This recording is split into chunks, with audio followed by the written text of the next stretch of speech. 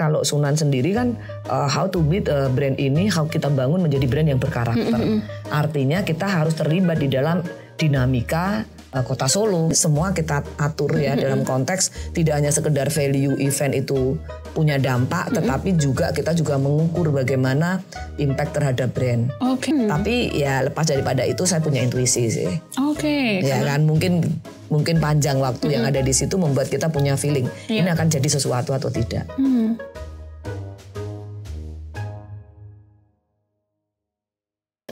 Selamat pagi Sobat Expose yang ada di rumah atau dimanapun kalian berada. Assalamualaikum warahmatullahi wabarakatuh. Jumpa lagi bersama saya Ika Yuniati dalam Economic Chat Solopos Media Group. Hari ini studio Solopos Media Group kedatangan seorang perempuan inspiratif. Kenapa saya bilang begitu? Karena beliau sangat aktif luar biasa kalau bicara soal pariwisata dan perhotelan Kota Solo. Beliau adalah jawarannya. Beliau adalah General Manager The Sunan Hotel Solo, yakni Mbak Retno Wulandari. Saya langsung akan menyapa ya rekan-rekan semuanya. Selamat siang Mbak Retno. Selamat siang Mbak Ika. Gimana kabarnya, sehat nggak? Sehat, alhamdulillah. Luar biasa. Beliau karirnya cemerlang, selalu naik gitu. Perjalanannya luar biasa, perjalanan karirnya. Kenapa saya bilang begitu? Dulu kita mengenal Mbak Retno ini sebagai, bisa dibilang sebagai media darling juga ya Mbak ya, dulu ketika masih menjabat sebagai humas ya. Marketing communication ya. Oh iya, marketing communication juga boleh, public relation. Iya, di Sunan juga, dan sekarang kita mengenal sebagai GM. Dan kalau dibilang Sunan ini cukup dikenal sebagai hospitality-nya yang luar biasa sejak dulu. Jadi ketika hari ini Sunan mendapatkan penghargaan sebagai Best Brand dalam kategori Hotel Bintang Premium di ajang Solo Best Brand and Innovation SBBI 2024. Ini saya nggak kaget sebenarnya. Kalau Mbak Retno gimana? Kaget nggak sih ketika kemarin mendapatkan penghargaan yang seprestisius itu? Ya, alhamdulillah kagetnya atau tidaknya sebenarnya lebih ke ini aja, lebih bersyukur aja ya. Surprise juga karena ini pasti ada satu capaian yang buat kita bisa mengukur kinerja kita, bahwa selama ini pengukuran kita secara internal itu tervalidasi oleh survei secara eksternal. Gitu. Jadi kan lebih komplit ya. Walaupun kita juga punya internal pengukuran sendiri. Ya. Sudah sesuai ini ya, berarti sudah sesuai ekspektasi juga ya dari internal. Memang yang ditargetkan itu. Tapi masih harus terus diimprove. Nggak selesai sampai di situ. Masih terus harus diperbaharui, kemudian istilahnya diadaptasi dengan perubahan. Ini kan karena digital ya. Itu di sosial media ataupun teknologi online yang luar biasa saat ini, cepat banget gitu. Tapi memang selama ini Sunan selalu adaptif ya Mbak. Ya. Yang sekarang kemudian concern pada pengembangan digital itu sejak kapan? Bayangkan ketika tahun 2008 kita udah bicara itu. Lama banget 2009 kita udah punya blog. Blog corporate. Terus influencer itu udah dari tahun-tahun itu kita. 2008? Iya, 2008, 2009 itu sudah memakai influencer. 2010 kita sudah punya blogger-blogger yang food blogger. Itu kan sama dengan influencer pada hari ini. Yang lebih spesifik ya. Untuk bercerita tentang makanan-makanan yang kita punya. Kemudian didistribusi di platform blog yang pada saat itu lagi hits ya. Nah artinya bahwa kita sudah menyadari betul betapa ini akan menjadi masa depan pemasaran. Berarti sejak 2008 memang sudah sadar bahwa brand digital ini adalah masa depan dari pemasaran. Betul. Dan namun kita juga menyadari betul bahwa karena kita punya pola yang namanya IMC ya, Integrated Marketing Communication, bahwa itu ada 360 derajat komunikasi pemasaran. Artinya bahwa offline itu pun itu tidak bisa hanya berdiri sendiri, tapi juga harus dilengkapi dengan online. Online pun itu tidak bisa hanya online saja, tapi harus ada offline, ada brand aktivasi juga. Karena real kita harus bersentuhan. Tamu tidak hanya bisa di engage dengan digital aja gitu, tapi offline-nya, aktivasi offline-nya itu harus punya daya dukung. Jadi ini saling melengkapi. Saling melengkapi bukan ya? saling meninggalkan. Gitu. Benar, melengkapi. Dan ketika mungkin orang tertarik di online, kemudian ketika datang hospitality-nya juga luar biasa. Harus gitu divalidasi kan, harus diverifikasi ketika mereka check in apa betul sih apa yang dikabarkan para influencer yang ada di online itu istilahnya terjawab ketika mereka yang benar-benar action melakukan stay di Sunan atau makan di Sunan atau kabar-kabar online ini terverifikasi nggak sebenarnya. di dalam pelayanan. Tapi ketika 2008 sudah mulai ada ide ya, sudah mulai concern bahwa kita harus pengembangan digital. Itu karena dulu riset juga atau gimana tuh Mbak? Karena 2008 menurutku masih cukup manual sebenarnya. Semua orang tuh masih belum menyadari. Iya, bahkan waktu itu kan saya menjadi koordinator dari dan founder jadi Pro Solo ya, Public Relation Solo Raya. Itu udah dibicara di salah satu hotel waktu itu, temanya dengan menghadirkan beliau-beliau yang saat ini menjadi petinggi-petinggi online. Almarhum Pak Nukman itu pernah kita ajak sharing, kemudian Doro Kakung, yang sekarang kan menjadi suhu-suhu online ya. Kemudian banyak yang Mbak Wiwi Wai itu juga pernah kita ajak sharing. Artinya apa? Bahwa kita menangkap bahwa ini nanti pasti akan menuju ke sana. Dan kenapa kita bisa ngerti? Ya kita belajar terus ya. Kebetulan waktu itu saya masih menggawangi marketing communication atau public relation. Ya jadi saya berurusan tentu dengan bagaimana menempatkan brand ini di platform yang tepat untuk menjawab tantangan zaman. Gitu. Berarti kemarin ketika masa pandemi 2 tahunan cukup terjal terjal menurut saya, itu Sunan udah cukup siap ya dengan itu. Sangat. Nah ini yang justru momentum ya, karena pada saat pandemi itu kita juga mendapatkan penghargaan dari Makpres dan Kementerian Pariwisata ya, sebagai tentang aktivasi kita juga, karena kita meluncurkan Sunan Institute. Justru pada saat pandemi, pada saat itu kita bingung bagaimana kita harus menyentuh customer, sementara ada aturan itu tidak diperkenankan untuk bersentuhan secara langsung, tidak boleh check in. Tapi kan kita punya kepentingan untuk merawat pelanggan ya, secara emosional. Bagaimana kita mengabarkan mereka, menyampaikan bahwa kita masih ada produk-produk apa yang bisa mereka istilahnya mereka nikmati di masa online gitu. Karena hotel juga pada saat itu kan tidak beroperasi secara penuh gitu, walaupun kita tidak pernah tutup 1 hari pun di masa pandemi. Justru kemudian kita mencoba merumuskan apa yang namanya Sunan Institute, yang ini mendapatkan apresiasi luar biasa karena pada saat itu sebenarnya idenya sederhana. Platform yang kita bisa gunakan adalah Instagram. Instagram Sunan itu followersnya cukup banyak gitu, dan itu jelas mereka followers berarti itu market kita. Kemudian kita bikin yang namanya istilahnya kabar tentang hotel kita. Jadi pada saat itu kita menggunakan tema-tema, misalnya bagaimana di masa pandemi kita bisa menyimpan makanan secara efektif, memasak dengan apa yang sumber makanan yang ada, hal yang seperti itu. Terus kemudian dari sisi engineering harus bagaimana gitu supaya efisien, terus bagaimana mengatur keuangan gitu. Itu dari deep head kita, dari internal kita. Kemudian berkembang karena ternyata diminatin dan belum pernah ada di Solo waktu itu. Dan nasional juga jarang yang melakukan live Instagram pada saat itu. Belum terlalu ramai. Akhirnya itu menjadi kalau orang Jawa bilang keriwilan jadi grojokan gitu ya. Itu kecil yang kita anggap jadi gede. Menghadirkanlah narasumber tamu. Karena isunya itu kita angkat berbeda-beda. Ada isu kesehatan, kita pernah ngadirin Dokter Tita. Hampir semua pernah. Pak Wali pernah live Instagram di situ ketika beliau ingin menyampaikan satu informasi publik Domanuto itu ya ingat kan yang jadi meme lumayan rame. Iya, meme rame kan, itu juga disampaikan lewat platform itu. Jadi seperti media gitu ya. Jadi menjadi ajang untuk berkomunikasi. Terus kemudian juga pernah waktu itu Bu Gubernur Bu Atikoh Ganjar juga menyampaikan tentang isu-isu perempuan. Nah, narasumbernya itu keren-keren gitu, termasuk yang Doro Kakung juga pernah menyampaikan di situ, dan itu rutin Mbak. Setiap hari itu ada dengan berbagai macam narsum gitu, sampai berapa setengah tahun mungkin ya, itu aktivasinya luar biasa. Kemudian saya combine dengan webinar. Waktu itu juga belum tren webinar gitu, kita masih dengan belajar pakai Zoom pertama, terus bagaimana bikin kamar untuk webinar dan sebagainya. Itu kita menyelenggarakan webinar itu. Waktu itu kita collab dengan IHGMA, kolaborasi Indonesia Hotel General Manager Association. Nah, kita bikin series webinar. Itu semua yang eksekusi anak-anak Sunan. Gitu. Nah, dengan tema-tema yang ada. Nah, artinya kita kan online friendly dan menjawab tantangan pada masa pandemi, brand ini masih ada. Gitu. Tapi kalau banyak banget ya ternyata aktivasi atau aktivitas yang dilakukan pada saat pandemi, dan kalau saya lihat ini kayaknya ada nggak sih Mbak kaitannya dengan pendapatan Sunan pada saat itu, atau memang concernnya bukan itu, concernnya adalah untuk maintain ya.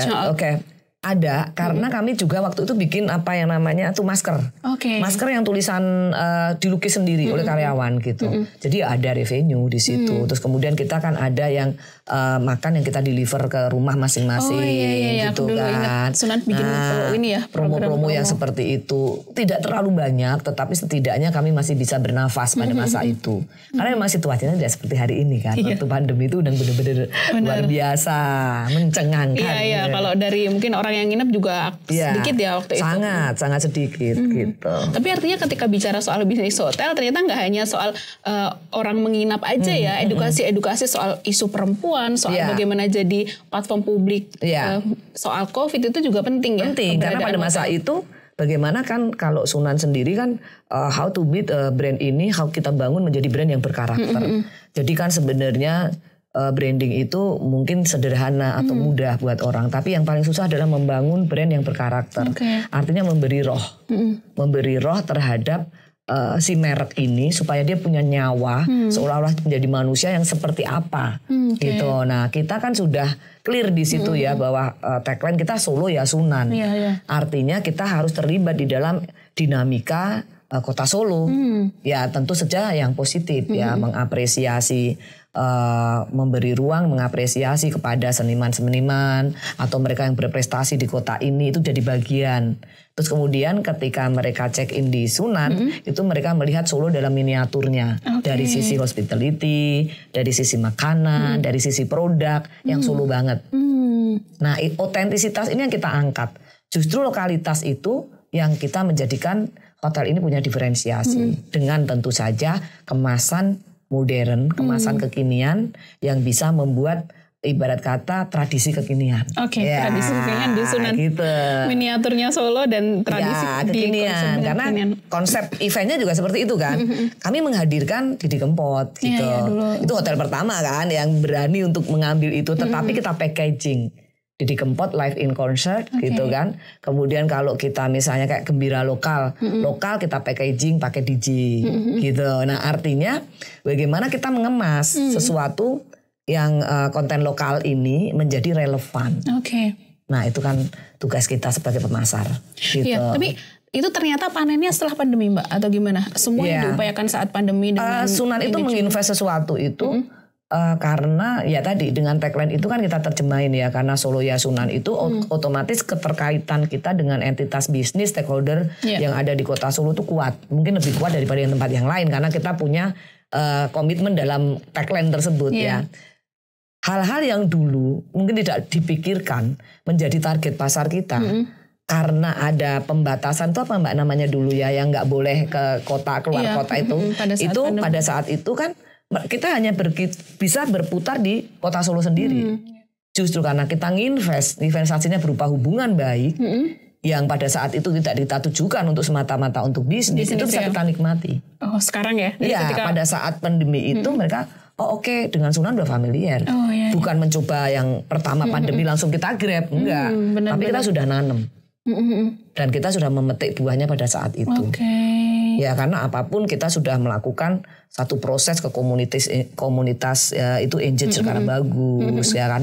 Kemudian pemerintah kota juga hubungan yang sangat bagus. Kemudian semua stakeholder, kunci kota Solo, tetangga bahkan. Nah, artinya itulah yang kita bangun sehingga pada masa pandemi ya kita bisa melewati bersama-sama.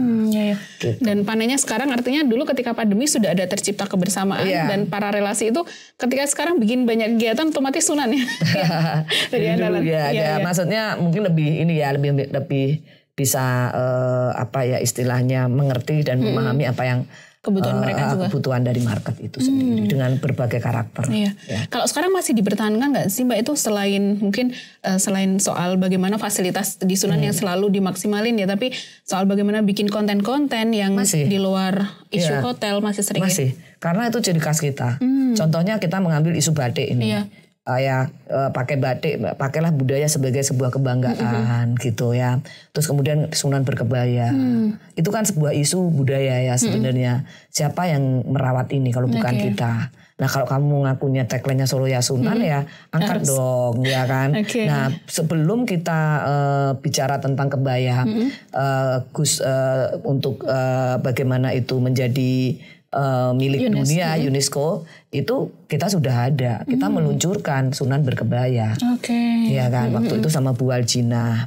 Artinya kita melihat bahwa tadi pengembangan karakter, kemudian juga bagaimana kita terlibat di dalam Sunan Institute itu dengan Sunan mengajar. Kita masih melakukannya sampai dengan hari ini.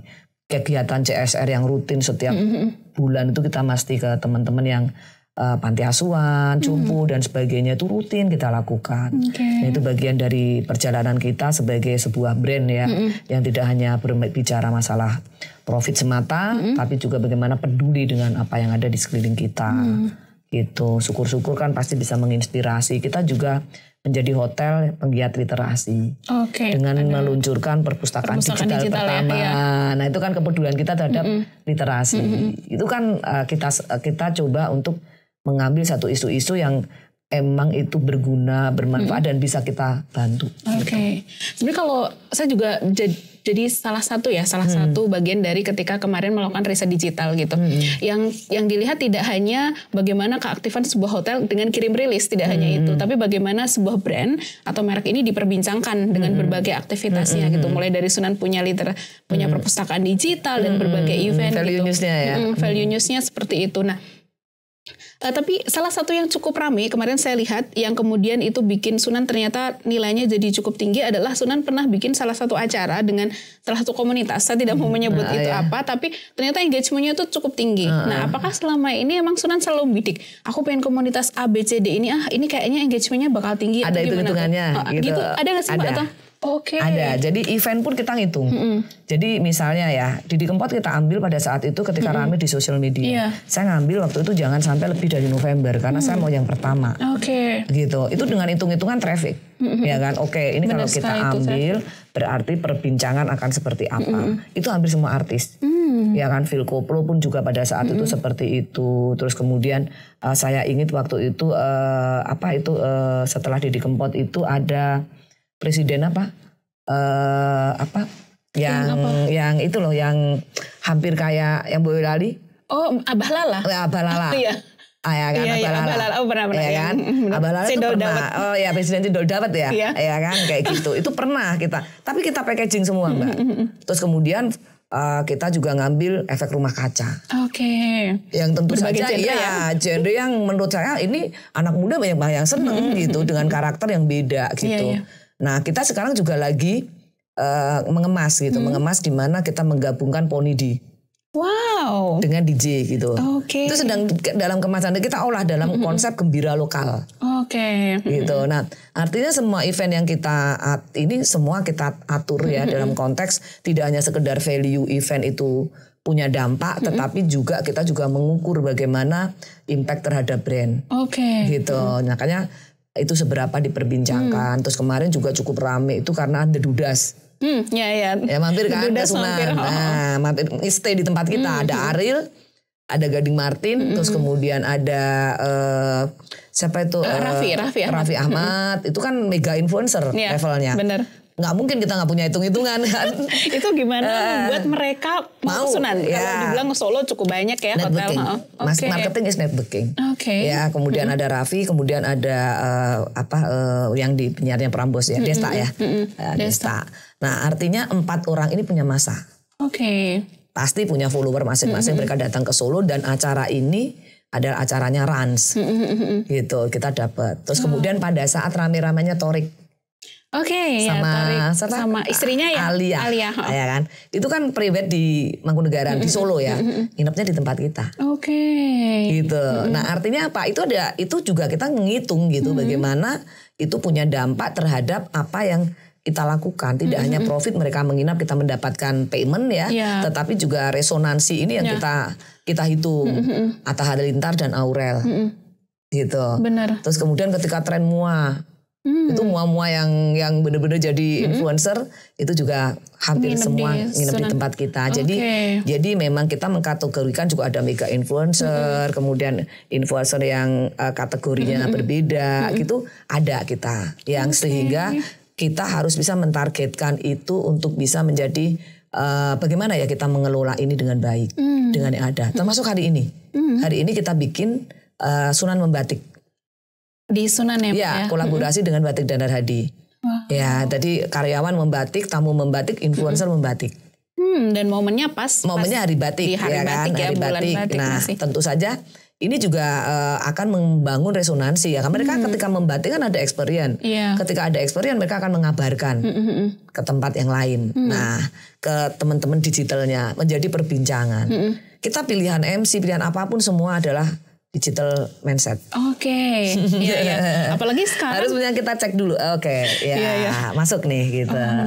Sekarang borderless ya. Maksudnya promosi di Solo itu bisa dibaca di Batam, di luar negeri, bahkan orang. Sementara Solo juga jadi pusat perhatian ya, Mbak. Banyak yang kesini karena sini jadi banyak lah perjalanan politik, ekonomi dari Solo. Nah, ini juga dimanfaatkan oleh Sunan. Sangat. Itu sampai kita juga berpikir bagaimana untuk mengelola semua yang ada itu punya impact yang positif untuk brand, gitu ya. Jadi cara mengolahnya juga harus kreatif. Terus kemudian tokoh-tokoh yang kita hadirkan di situ. Kalau kita bikin talkshow ya narasumbernya itu juga kita perhitungkan betul gitu. Di samping tentu saja strategi konten dari sisi satu isu. Yang kedua adalah momentum. Ya kan, seperti sebuah berita untuk jadi headline kan ada syaratnya ya. Bener. Momentumnya pas nggak nih gitu kan. Isunya cocok nggak nih untuk diangkat jadi halaman 1 gitu kan. Di digital kan juga seperti itu. Ini kira-kira reading the wave kan. Ini apa nih yang lagi kuat nih gitu. Jadi itu ada riset sendiri juga. Kalau saya sendiri biasanya tes di sosial media di Sunan itu ini sama ini pilih mana? Sheila on Seven sama Dewa misalnya kayak gitu. Ini terus kemudian kita cek. Tapi ya lepas daripada itu saya punya intuisi sih. Ya kan mungkin panjang waktu yang ada di situ membuat kita punya feeling ini akan jadi sesuatu atau tidak.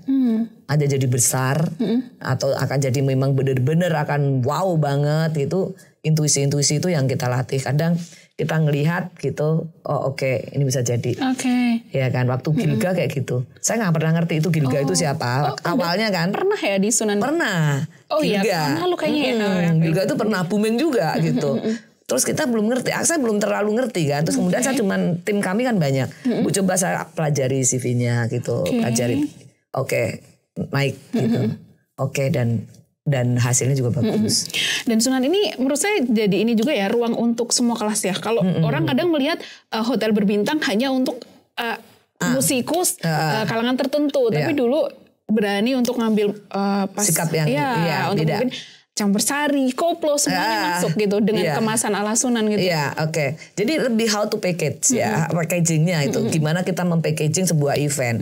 Jadi ya bagaimana itu menjadi kelas hotel. Nah itu kan PR kita ya, proses kreatifnya ada di situ gitu.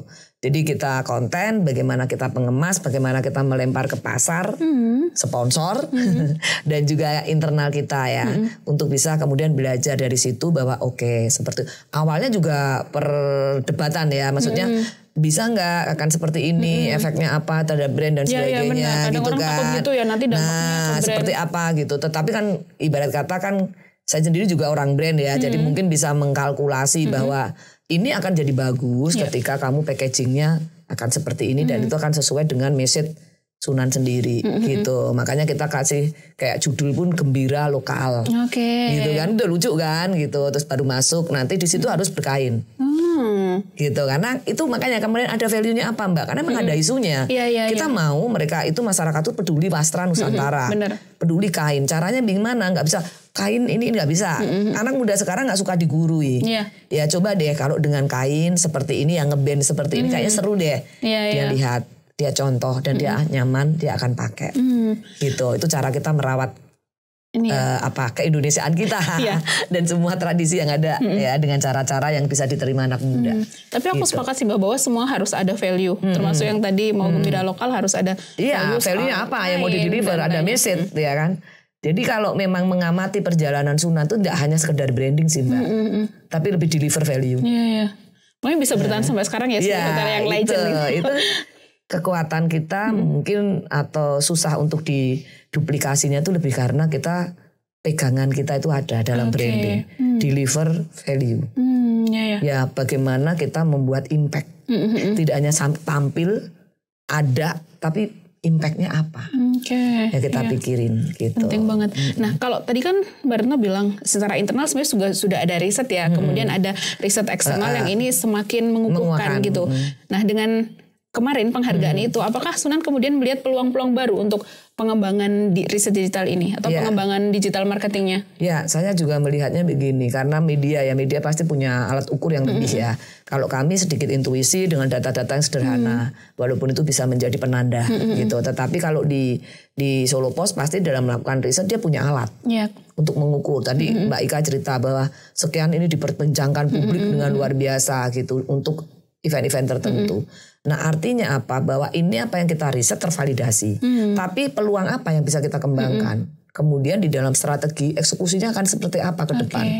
Jadi kalau seperti itu Solo Pos misalnya ya, kita punya platform apa? Sekarang mainan kamu tidak di X misalnya. Sekian persen di konten ini, di media ini, ya kan? Sekian kamu harus lari ke sini. Itu kan strategi. Dulu mungkin perimbangannya 80-20. Sekarang nggak bisa. Budget berfungsi harus lari 70% ke digital misal. Dengan konsep digital yang seperti ini. Ya kan, dari hasil yang SBBI kemarin ya. Kita harus melihat perbincangan, ukuran perbincangan menjadi menjual atau kemudian bisa tereksekusi dengan pembelian, itu kewajiban kita untuk mendorong. Tetapi awareness di media sosial kita harus ciptakan dan kolaborasi dengan siapa, platform apa, mana yang paling efektif. Nah ini kan membuka ruang bagi saya dan Solo Pos sendiri untuk menggali kembali repositioning terhadap belanja iklan. Jadi ini ya, dari sekarang modelnya komposisinya seperti ini, gitu, ya kan. Jadi kita repositioning strateginya, frekuensinya, kemudian value yang kita berikan, gitu. Dari sini bobotnya harus lebih ke arah mana supaya strategi kita tepat. Gitu. Jadi tetap akhirnya juga mempengaruhi strategi-strategi yang akan dilakukan dieksekusi, ke depan ya. Pasti itu gunanya riset kan itu. Nah, berarti Sunan juga ini ya Mbak, kalau dibilang selalu adaptif dari generasi ke generasi. 2008 mesti generasinya yang milenial dulu. Ini Gen Z dan ke depan mau Alpha nih. Ya, mau Alpha nih. Gimana tuh caranya? Padahal beda loh Mbak, beda generasi gap generasinya pasti beda banget. Kita tuh pernah melakukan training bagaimana mengatasi gap generasi. Gimana tuh? Karena kita sadar betul bahwa ini akan menjadi satu persoalan kalau kita tidak antisipasi. Di Sunan itu karyawan dari komposisi itu ada yang namanya baby boomernya masih ada. Ya kan, kemudian dengan generasi di bawahnya milenial ada, Gen Z ada. Setiap itu punya pola komunikasi yang berbeda. Ya misalnya kalau yang atas ya, ibu lebih seneng kalau kamu punya masalah itu kamu datang ngomong gitu. Anak milenial atau Gen Z enggak, kan bisa di WA. Kan cukup itu. Dengan kata-kata di WA aja yang kalimatnya itu yang mungkin jadi aneh, kalimat sambungnya yang ini saya nggak pernah misalnya kayak terus gitu TS gitu nggak pernah. Itu ala saya kan nggak pernah, selalu penuh gitu, komplit gitu. Mungkin karena saya masih generasi yang old school ya. Kita harus jelas Nah, tapi kalau anak sekarang mungkin beda. Terus kemudian di dalam mensikapi pekerjaan gitu, kreativitas kan memang background yang berbeda. Nah justru di sinilah kita justru saling belajar untuk bisa memahami bagaimana memahami mereka, dan mereka pun juga harus memahami kita dengan cara bekerja sampai kemudian muncul titik tengah apa yang kita harapkan. Gitu. Dan pada saat training itu seru juga karena mereka punya ekspektasi, kita yang ini juga punya ekspektasi gitu loh. Nah, akhirnya kan kita harus terjembatkan dengan baik. Bagusnya ketemu di tengah. Sama-sama punya kekuatan sih Mbak. Dan sama-sama punya kepentingan agar perusahaan ini sustain, agar kesejahteraan kita meningkat semua. Yang disebut baby boomer pasti punya relasi dengan klien-klien lama yang ini militan gitu. Itu dan itu menjadi penopang untuk bisnis kita. Karena kan Sunan tuh loyal customer-nya banyak. Gitu. Hampir lebih dari 50% tuh mereka repeat. Lebih gitu.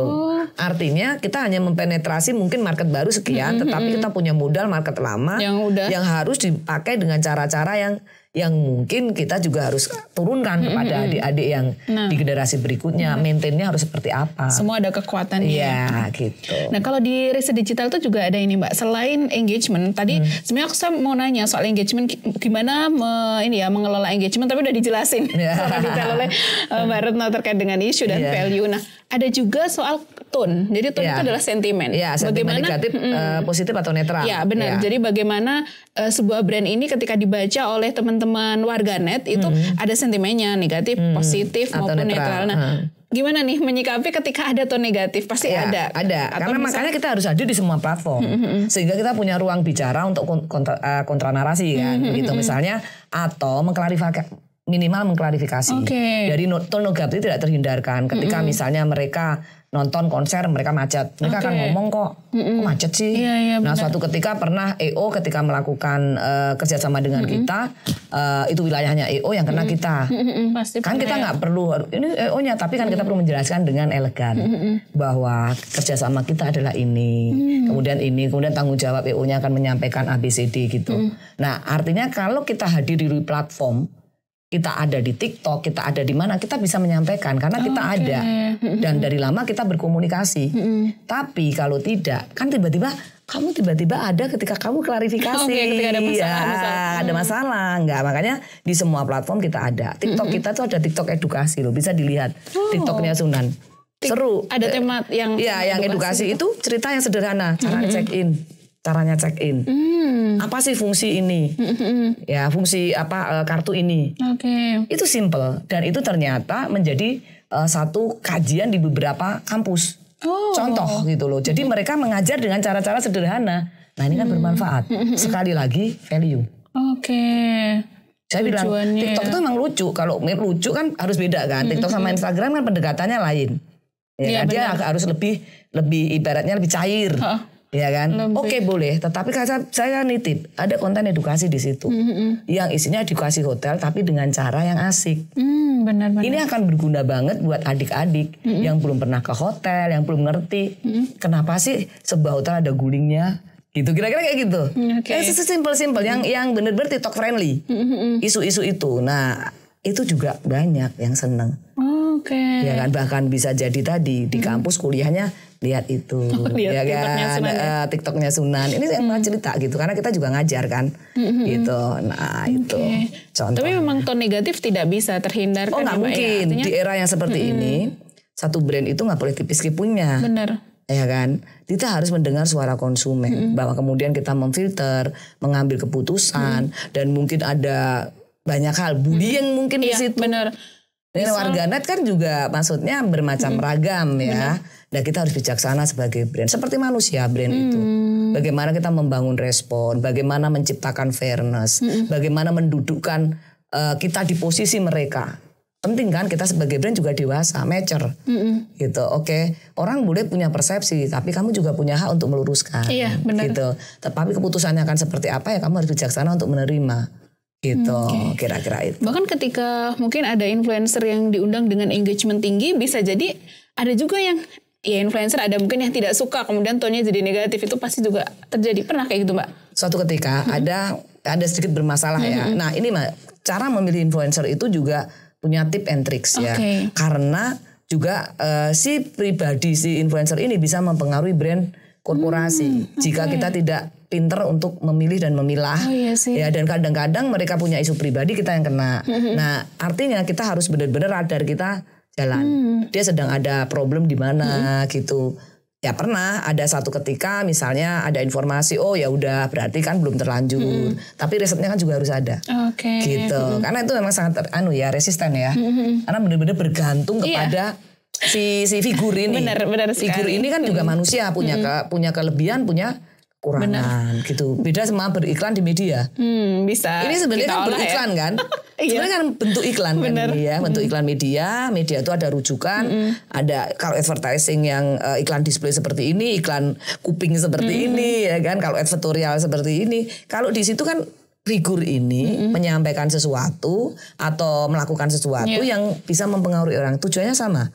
mempengaruhi, persuasi kepada orang untuk mungkin menyukai brand kita, kemudian membeli atau bagaimana, atau menginformasikan sesuatu.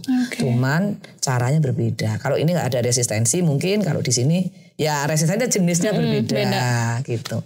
Kalau di sini ya pribadi si figur ini bisa menjadi satu yang berpengaruh. Benar, gitu. Meskipun mungkin engagementnya bisa lebih tinggi nih misalnya. Misalnya itu. Ya karena itu cukup sering terjadi gitu ketika ada influencer yang sedang bermasalah ke sebuah tempat, kemudian ini pernah didatengin ini nih, nggak usah nih, misal kayak gitu ya. Berarti dengan riset ya Mbak ya, yang terus dilakukan. Oke. Nah kalau ke depan ini apa nih yang mau dilakukan Mbak? Kan sebenarnya sudah cukup banyak ya. Banyak ya, sebenarnya yang perlu dilakukan adalah bagaimana kita menjawab tantangan pasar yang semakin kompetitif ya. Tidak hanya berbicara terhadap hotel Sunan sendiri, tapi juga kota Solo secara keseluruhan. Dengan perubahan-perubahan yang ada di tahun 2025, persiapan apa yang harus dilakukan, kemudian juga kita harus melihat daya beli masyarakat juga gitu, kemudian perilaku konsumen setelah COVID, setelah ini kan berbeda semua. Nah itu yang harus kita prepare untuk siapkan gitu Mbak, untuk 2025 nanti. Kalau tren customer sekarang seperti apa Mbak? Mereka lebih ini ya hybrid atau ini jadi sesuatu yang wajar gitu. Jadi harus hotel juga harus ramah terhadap itu ya. Jadi meeting di sini kemudian terhubung dengan yang ada di sana. Ya kan, di sininya cuma 50 pack misalnya, lebih kecil, tetapi karena hybrid pesertanya bisa ribuan tapi hybrid. Itu kan ada satu tren baru. Mereka lebih juga sadar kesehatan, kemudian sadar kebersihan, lebih rigid terhadap hal seperti itu. Saya kira wajar gitu, karena COVID itu memang benar-benar menghasilkan satu trauma kan ya, trauma. Tapi juga satu hal juga ada kebangkitan pariwisata di situ, karena sudah menahan terlalu lama, kemudian pengen melakukan sesuatu. Nggak social apa distance. Iya, distance. Dulu kan itu ya, sekarang udah nggak ada jarak lagi gitu. Tapi Solo sebagai kota MICE masih jadi andalan? Ya, Solo sebagai kota MICE masih. Tapi saya melihat ada satu perkembangan baru di era yang Mas Gibran ya, sport tourism cukup ini ya, ya. Jadi mulai dari event-event seperti yang ini Peparnas, kemudian Paralimpik, itu kan sport tourism sebenarnya. Yang mana itu sudah satu agenda yang terus ada gitu, di berkeliling di beberapa kota. Itu cukup sangat signifikan, termasuk juga tourism yang kayak lari, itu juga lagi tren ya, ada di Solo ya, Mangkunegaran Run, SHA Run, kemudian ABCD. Nah itu bagus sih. Jadi menurut saya itu satu pergerakan yang cukup bagus. MICE kita juga harus sadar bahwa MICE dalam jumlah yang besar itu menghasilkan multiplier effect buat kota ini. Tapi kompetisi di sini hotel juga semakin banyak, ruangan juga sekarang banyak alternatif, termasuk juga ada ruangan besar di Edutorium UMS juga kan. Nah ini juga membuat kita semakin banyak didatangin orang karena fasilitas kota bertambah. Solo Raya ya saya lihat ya, tidak hanya Solo gitu. Nah itu juga membantu kita untuk bisa lebih kompetitif sebagai kota. Tapi kalau Mbak Retno sebagai penggiat pariwisata ya, apakah pariwisata Solo yang terus berkembang ini juga ikut mempengaruhi di hotel-hotel ya? Ya pasti. Tapi istilahnya begini, dengan 17 destinasi prioritas, itu kan sebagian juga pariwisata. Nah disitulah kita bisa mengambil satu kesempatan untuk bisa menunjukkan bagaimana hospitality itu dikembangkan. Itu harus paralel. Sekarang produknya didandani misalnya ya, direvitalisasi. Benar.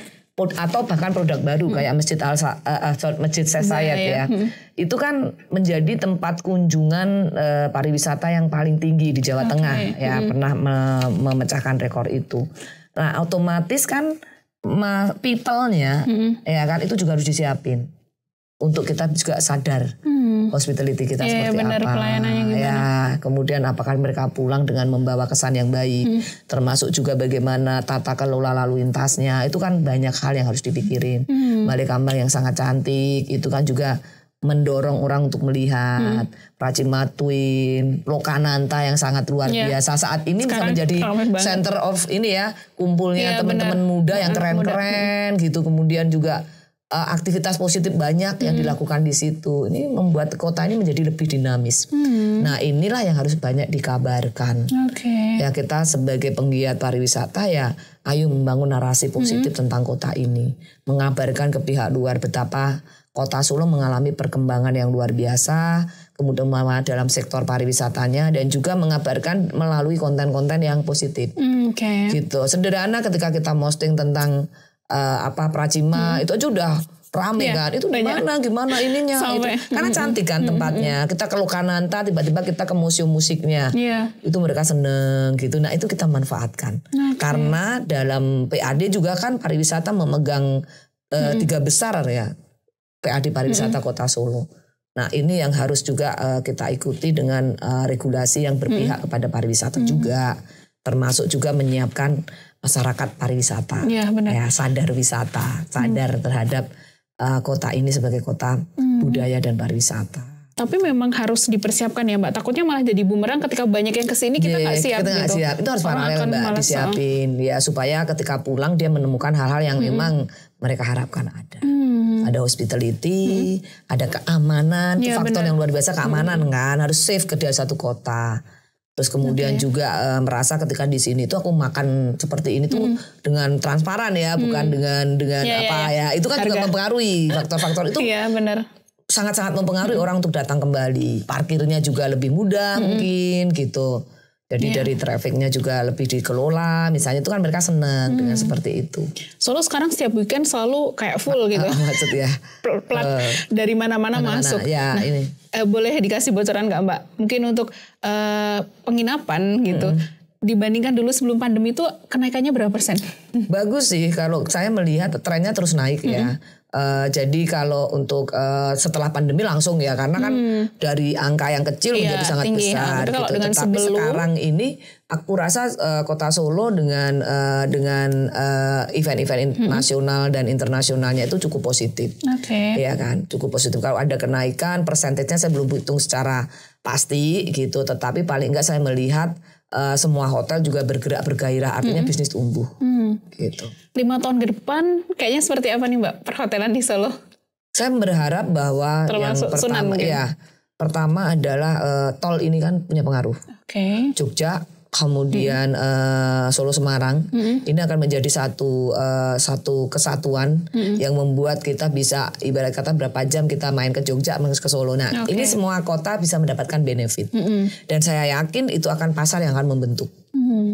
Kemudian mereka akan memutuskan menginap di mana, kemudian juga sekreatif apa kota itu di dalam menarik mereka untuk datang, tetapi semua sama-sama diuntungkan ya karena kalaupun jaraknya pendek, mereka datang ke Jogja mereka main kok ke Solo. Iya. Sehingga proses untuk ibarat kata melihat kota Solo itu juga akan cepat. Cepat ya. Iya kan, akan cepat cuma dengan sekian menit ke kota Solo gitu, lihat gitu. Nah, terus kemudian bagaimana kota Solo tuh bisa punya daya saing dalam konteks bagaimana menempatkan semua fasilitas-fasilitas yang ada itu bisa menjadi satu istilahnya benefit buat semua hotel yang ada. Nah ini PR kita bersama dan kita yakin kita mampu. Gitu. Kolaborasi ya Mbak. Kolaborasi, terus kemudian juga kerukunan di antara semua stakeholder, goodwill yang baik dari pemerintah itu akan membuat kita lebih mudah mencapai tujuan bersama tadi. Apakah Solo sendiri atau di aglomerasi juga kira-kira bisa saling berkembang? Saya rasa juga kalau kemudian ini menjadi satu keuntungan bersama semua pihak pasti akan menyambut baik. Gitu, saya yakin dan optimis. Karena semua pihak diuntungkan, gitu. Sunan udah mulai itu mau mungkin melihat atau bikin program yang ke depan kayaknya aglomerasi ini akan udah dari dulu Mbak. Iya kan, kalau kita kan ada pengembangan kan misalnya program yang kita buat waktu itu ya kita mencoba untuk bagaimana mengkombinasikan dengan rumah atsiri. Gitu ya, dengan pasar yang sama. Kemudian kita ininya terus kemudian jalan-jalannya ke sana. Kita punya beberapa paket ya dengan destinasi baru ya ada yang baru, ada yang revitalisasi. Lokananta tinggal nyebrang. Dari kamar saya tuh melihat Lokananta dan kamarnya Sunan tuh kelihatan loh aktivitas konsernya dari ini apa nih lagi konser gitu kan. Terus kemudian dengan The Colomadu juga ini Karanganyar juga kan. Terus kemudian kita punya paket juga dengan Mangkunegaran yang terakhir ini, Pesona Mangkunegaran itu nginep di Mangkunegaran, kita kasih juga dengan harga tertentu, kita kasih 2 tiket free untuk eksplor Mangkunegaran dan juga bisa gusyo ke Pracimatu gitu. Ini paket aglomerasi juga udah disiapin. Soal digital marketing juga sudah luar biasa disiapin. Jadi fondasi. Kalau menatap 5-10 tahun ke depan kayaknya ya masih aman ya Mbak ya. Bakal terus berkembang. Bakal terus berkembang sepanjang yang ada di sana ataupun kita bisa konsisten dengan garis yang sudah. Jadi kalau dulu dari Pelita ya pembangunan itu 5 tahun itu kan sudah ada garis-garis besar haluan negara ya. Kalau kita garis besar haluan Sunan ya. Sudah ada ya? Sudah ada. Jadi harus sesuai dengan apa yang menjadi kita mau berkembang kemana, ke titik mana. Itu nggak hanya hari ini tapi juga 5 tahun kita ada di mana. Oh selalu ada ya Mbak? Ya kemarin waktu saya pertama memegang kepercayaan ini juga sudah 5 tahun tuh kita harus digital, harus titik ini. Dan ternyata bener kan. Sampai ya? Ya sampai kan karena 2 tahun kena pandemi. 2 tahun lebih ya. Hampir 3 tahun kena pandemi. Berarti kan kepotong ya di masa durasi saya memimpin itu. Tapi nyampe juga gitu. Karena memang kita harus menang di sini. Menaklukkan pasar dengan persepsi yang positif di platform ini gitu. Dan ini repeletanya sudah sampai ya di digital nanti tinggal landas. Tinggal landas. Luar biasa sekali Mbak Retno. Bener kan rekan-rekan, sangat inspiring. Jadi kalau saya kurang tahu tadi mungkin udah 30 menit sampai 1 jam ini isinya daging semua. Kalau bicara soal kenapa Sunan akhirnya dapat penghargaan kemarin sudah terbukti karena persiapannya emang luar biasa. Apa yang dibangun oleh Sunan ini emang keren sekali di bawah kepemimpinan seorang GM perempuan di Solo satu-satunya ya Mbak ya. Ada sih, ada Mbak Sendang ya. Oh iya Mbak Sendang. Iya. Said Kusuma ya. Ada beberapa. Tapi luar biasa beliau. Terima kasih Mbak. Karena sudah. Jadi, judulnya seberapa pantaskah? Aduh ini kayak. Seberapa pantaskah Sunan menerima ini gitu ya. Menerima apresiasi ini gitu. Kira-kira itu yang ingin dikulik ya. Iya benar. Tapi saya merasa sudah sangat pantas. Sudah sangat pantas. Terima kasih Mbak Retno. Terima kasih luar biasa perbincangan kali ini. Saya jadi sepakat dengan tagline-nya Sunan yang selalu dibilang Solo ya Sunan ini kayaknya sudah pas ya. Pas. Nah sekian dari kami rekan-rekan Sobat Expos yang ada di rumah. Sampai jumpa dalam Economic Chat selanjutnya bersama Solo Post Media Group. Selamat siang, sampai jumpa. Dadah. Sampai jumpa.